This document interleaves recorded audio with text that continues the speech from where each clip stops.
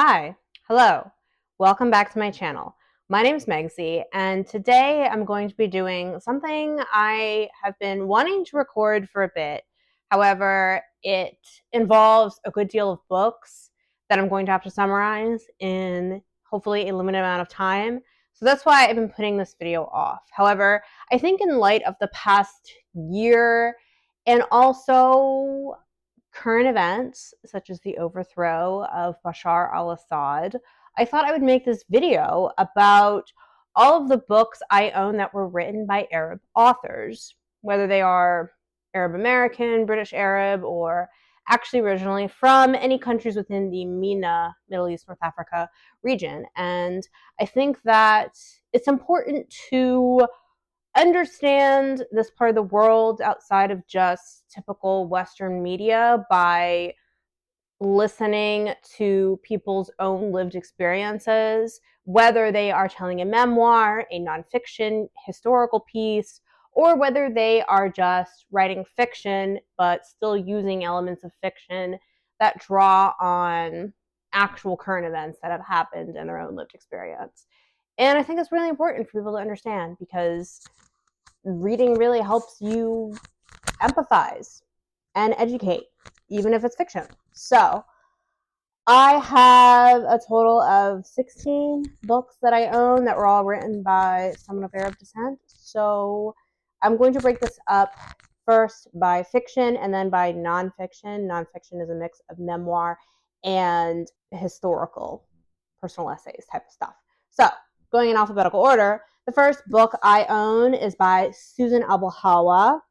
It is called Against the Loveless World. She has 3 novels and I own 2. This is her latest one. This is the story of, it jumps around in time, telling the story of, in the present, is a Palestinian woman in solitary confinement in an Israeli prison and telling her story of how she got there. And it follows her life. She was born in Kuwait as a Palestinian refugee and was living in Kuwait, and then she has to flee Kuwait. Basically, her family is fleeing again when Saddam Hussein invades in the Gulf War. And it follows her life as to how living between Kuwait and then later going back to Palestine and becoming radicalized and just living under like the oppression of the Israeli state and occupation, and how she ends up fighting back, of course, in a way that gets her into prison. But yeah, it's a really beautifully written story, and I think of all of Susan's works, this one is my favorite. So yeah, I definitely recommend it, Against the Loveless World. The other Susan Abulhawa book I have is called Mornings in Jenin. This one is actually autographed by her. This is a story of a Palestinian family.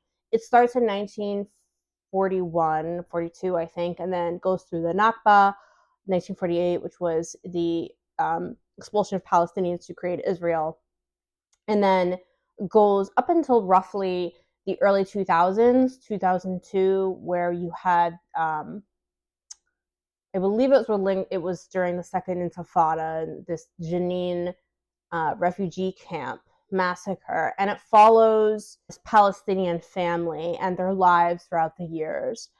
This was, again, the first book of hers I've read, and I think that maybe her writing has improved slightly, but I think that this is her most well-known, popular book. It's a really good book, I think, too, if you want to like get into her writing. And she also, I think what I liked about this too, she sort of draws the parallel between like the same forces that created the Holocaust are the same sorts of forces that created the Nakba, and she incorporates a Jewish family who flee Nazi rule, coming and settle in Palestine, and sort of this interconnected history that the Jewish diaspora has with Palestinians. But yeah, it's pretty good. I would definitely recommend it as well. The next author I will be talking about is a Lebanese author. I believe that he is, he might be British, Lebanese British, I'm not sure. The book is called The Wrong End of the Telescope and is by Rabih Alameddine. I think that's how you say his name. This is the only book of his that I have read. It follows a transgender Lebanese woman who, during the Syrian refugee crisis, so roughly like 2017, when you saw a lot of 2016, 2017, there's a lot of Syrian refugees. I think there was like a total of like 12 million, 13 million since the Syrian civil war started. And she ends up going to this small island in Greece to help as a doctor with Syrian refugees that are coming over, migrants in, across the Mediterranean, and kind of follows like her story and her transition and sort of what it means to be Lebanese and just different themes of identity. I believe I read this book a while ago, so I'm not fully remembering everything. And she also touches on, the narrator touches on too, living in Lebanon during the Lebanese Civil War. I know that the author is a gay cisgender man, so some people might have an issue with him assuming the voice of a transgender woman, but I think it was pretty well done. Again, I'm not trans, so maybe I shouldn't be saying that, but yeah, it's just an interesting mix of different themes and identities that overlap that I haven't really encountered it in too many books. The next book, I have actually reviewed this on my channel in, I think it was like my September wrap up, was The Occasional Virgin by Hanan al-Shaykh. She is also a Lebanese author, Lebanese from Lebanon, although I think she might live in London now. And this is like two short stories that she had published separately, and then she linked them together in this novel that follows two different women, Yvonne and Huda, two Lebanese women. Yvonne is Christian and Huda is Muslim. And the first story is them on vacation in the Mediterranean. I think it's in Italy, I believe. And then the second story follows their one lives in London and one lives in Canada, and the one visits the other, and their encounter at Speaker's Corner with this very conservative religious Muslim man, and all the sort of conundrum that entails when they get tangled up with this man. Yeah, this is the only book I have actually, I think, in this collection that it was actually translated from Arabic into English, and I could tell that it was a translation because there are times when the sentences they read a little clunky, but I understand that Arabic into English or vice versa is very difficult. Up next, we have an old school book, not old school, but I've had this since the 2000s, West of the Jordan by Laila Halaby. Laila Halaby is half Jordanian, I believe. This was published in 2003. This is actually the first and only, for a while, book I had that was written by an Arab American, because I want to tell you, like, the literary landscape in the 2000s, there was nothing written by Arab Americans, by Arab writers. It was very sparse, and I'm really happy to see this boom in publishing now of a lot of Arab American writers, particularly a lot of Palestinian writers, which I think is great. But yeah, this was like literally the first book I had ever read about Arab Americans. This follows four different young women. They're all Palestinian. I think Laila Halaby's husband is Palestinian. And three of them live in America, and one lives in the West Bank, Palestine. And how their stories intersect, they all have very different personalities. One grows up in a home with like a very abusive father, and she's struggling with his abuse physically, emotionally. And then there's another one who's like much more free spirited and sort of like sexually liberated, but she kind of falls into she plays into these stereotypes of Arab women. And then, of course, there's one back in the West Bank. And I mean, I don't remember the intricacies of this whole novel because I read it so long ago. I've read it twice, and I think, the last time I read it was a couple years ago. It still holds up. And I don't know if she's published anything recently, but she definitely was like one of like the earlier authors, I think, within at least like the 21st century to really write about Arab American identity, particularly after 9/11. So, yeah, I definitely recommend this book if you can find her stuff. I don't know if her stuff is still in print, to be honest. I feel like she's kind of forgotten about, which is sad.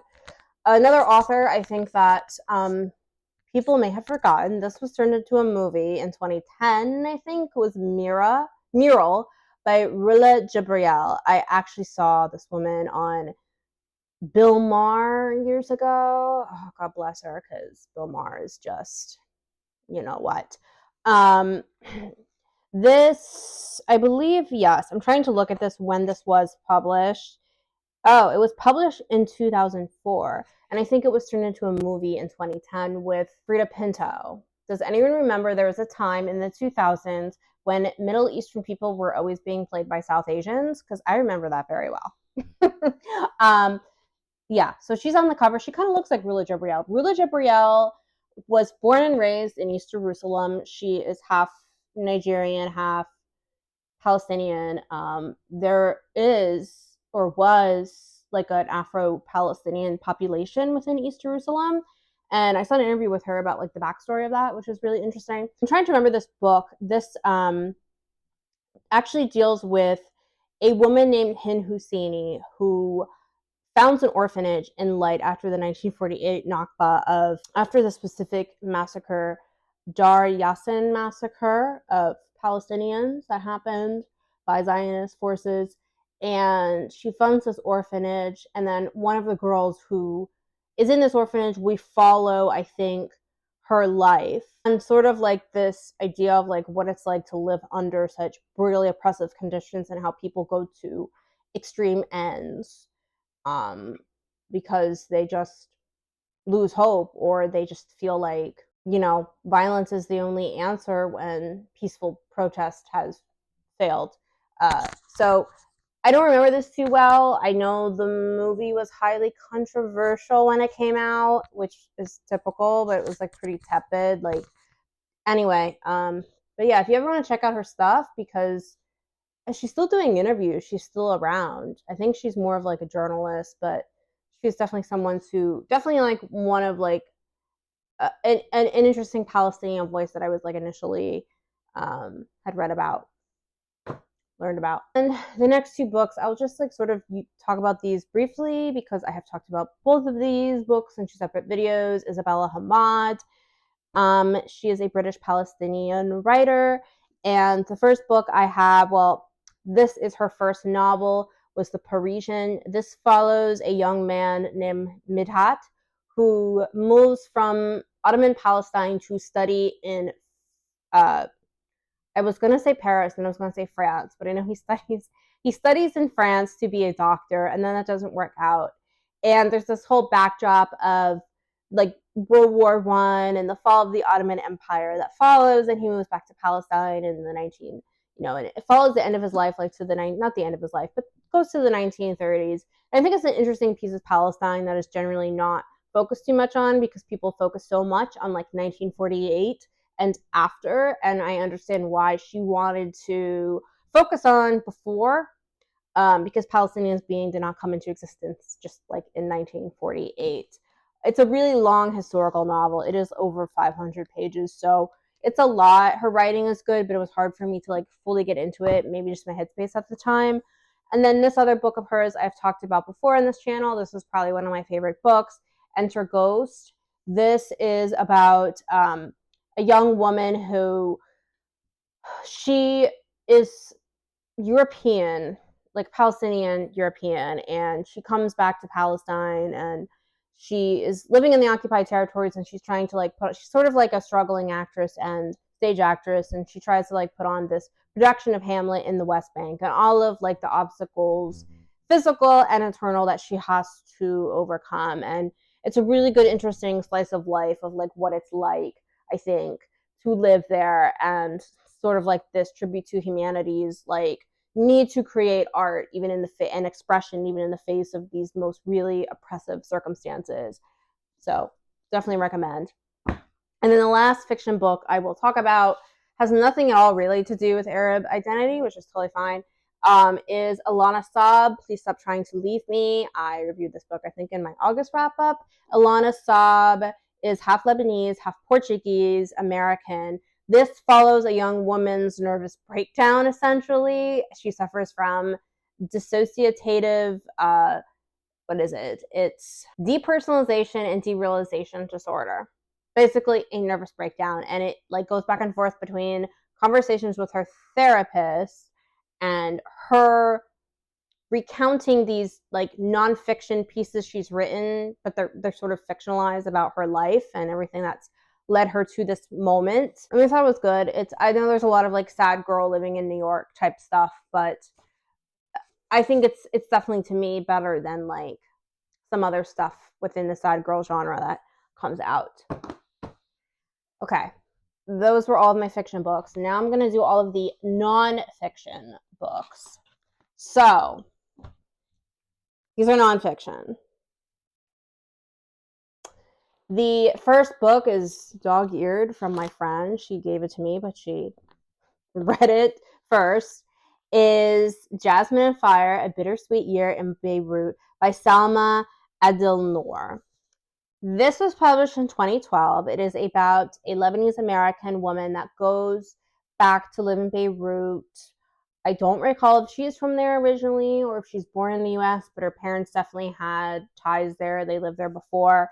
And I feel like some of it is sort of half like there's a lot of food stuff. There's a lot of food writing, recipes at the end, and also mixed in with like history and geopolitics. And there's this boyfriend she has in America, and then he comes to live with her for a while.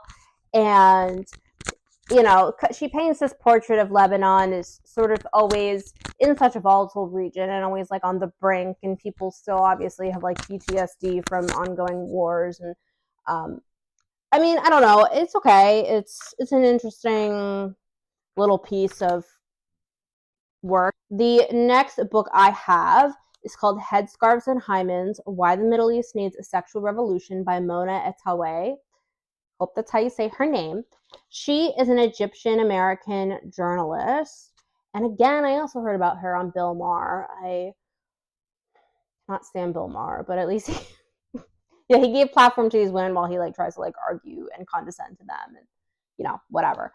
So I read this, I think in early 2017, and I was sort of educating myself a lot about the region. And it's a very short feminist manifesto about women's rights, particularly like post the Arab Spring, which I think is really relevant to a couple other books I will be reviewing, and how women played in certain countries like a really important role in the Arab Spring and overthrowing these authoritarian regimes, but then they were ultimately sidelined in these like new kinds of governments that came up that were super hyper religious and conservative.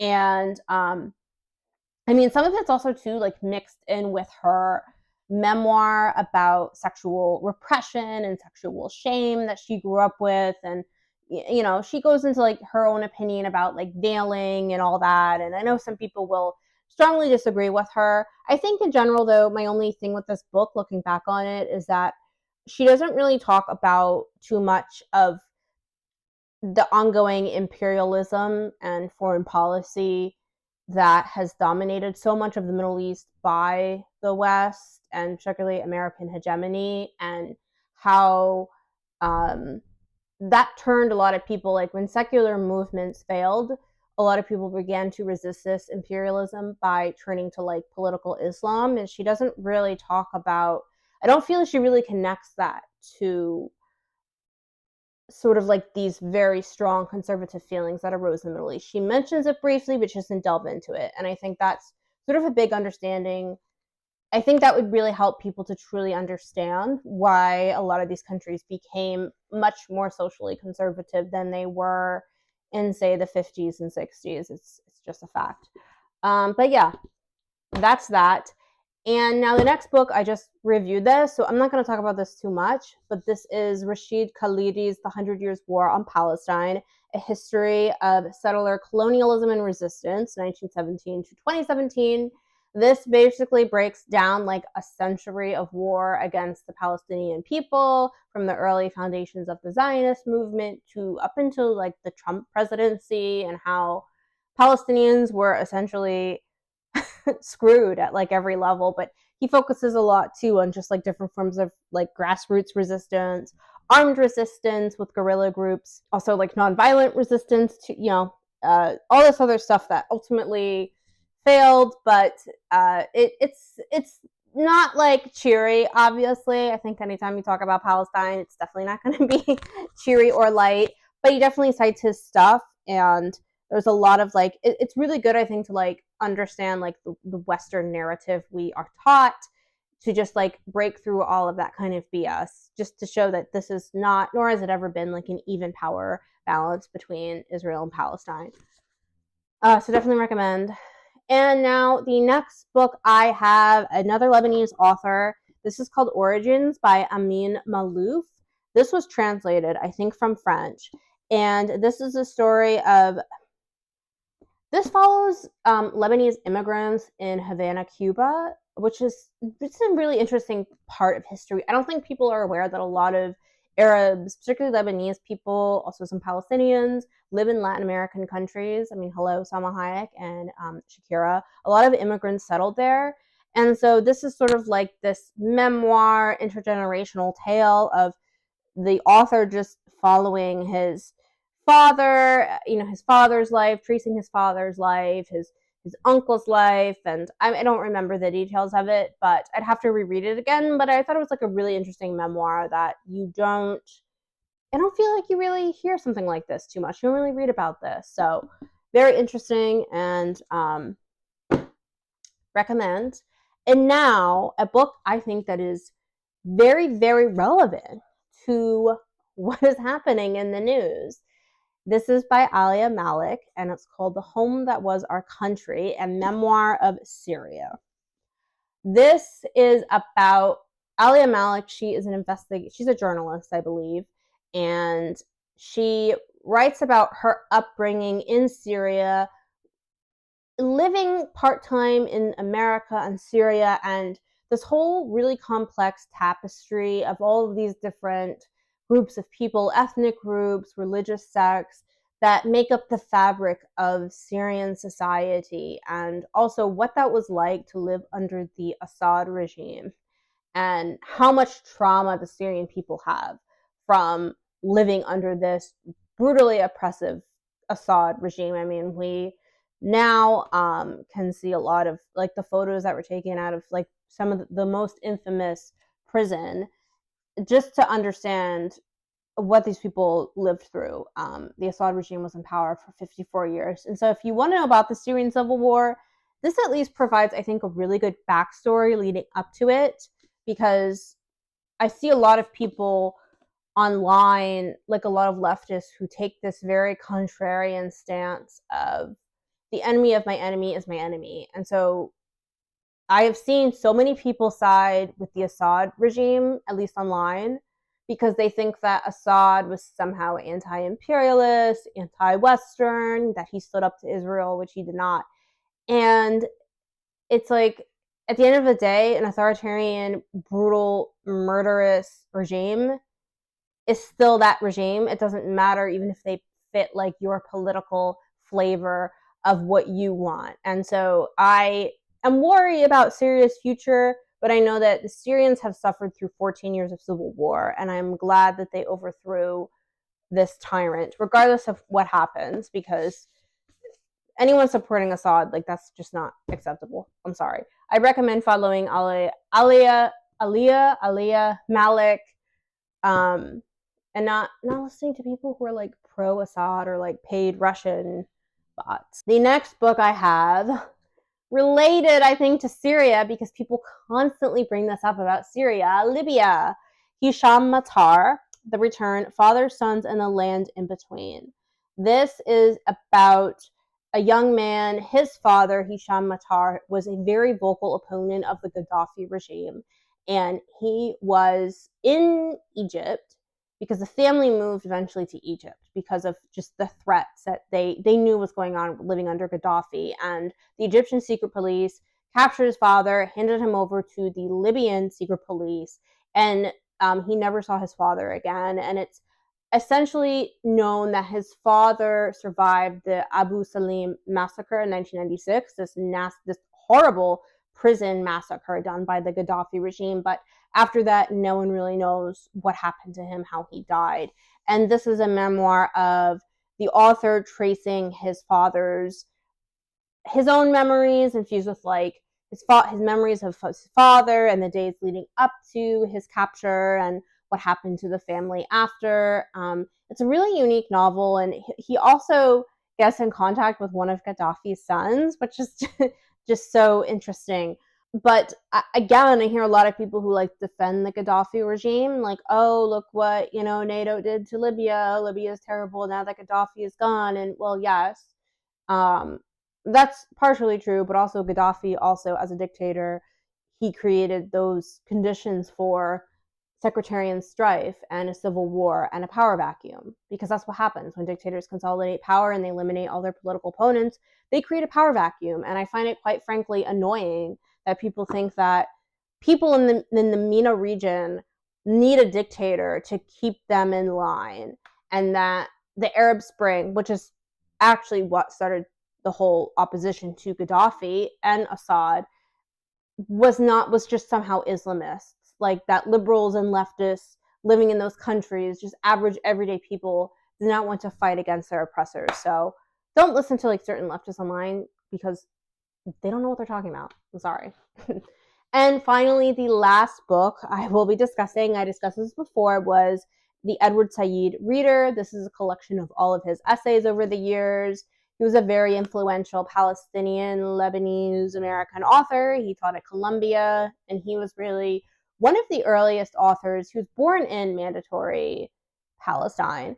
One of the earliest Palestinian writers in America to really give Palestinians a voice. He was very critical, also of Yasser Arafat, the head of the PLO, signing of the Oslo Accords. And I think a lot of his writings are they're very academic, but they're beautifully written. He was a really skilled writer, and he had a really good view of like how Arabs in the media are portrayed, and what he termed Orientalism, and how the West portrays the East and this like East-West divide. So if you're reading anything about like Palestinian studies, you have to really start with him, or definitely include him in your syllabus.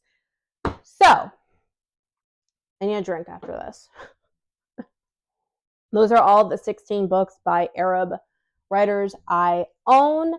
And if you like this video, please give it a thumbs up, subscribe, comment, and yeah, maybe my collection will grow and I'll add more Arab writers to my list of books. But yeah, these are just a couple different books that you can read if you want to know more about the complex history of the Middle East and North Africa. And yeah, I will see you in the next one. Bye-bye.